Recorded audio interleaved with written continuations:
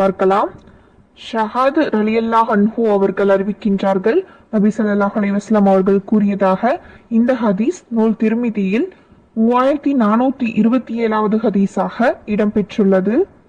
நபி ஸல்லல்லாஹு அலைஹி வஸல்லம் அவர்கள் கூறினார்கள், ஒவ்வொருவரும் இந்த திக்ரை கூறுவதால் அவரது பிரார்த்தனை அங்கீகரிக்கப்படாமல் இல்லை என்று நபி ஸல்லல்லாஹு அலைஹி வஸல்லம் அவர்கள் கூறினார்கள். இப்போது அந்த அமல் என்ன என்று பார்க்கலாம். லா இலாஹா இல்லா அன்த சுபஹானக இன்னி குந்து மினல் ஆலிமீன். இதன் பொருள், உன்னை தவிர வணக்கத்திற்குரியவன் வேறு யாரும் இல்லை, நீ தூயவன், நான் அநீதி இழைத்தோரில் ஆகிவிட்டேன்.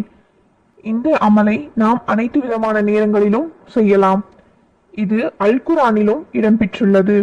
இந்த திக்ரை நாம் தினம்தோறும் ஓதி வருவதால் நம்மளுடைய அனைத்து விதமான பாவங்கள் மன்னிக்கப்பட்டு நம்மளுடைய துஆக்கள் அனைத்தும் அங்கீகரிக்கப்படும்.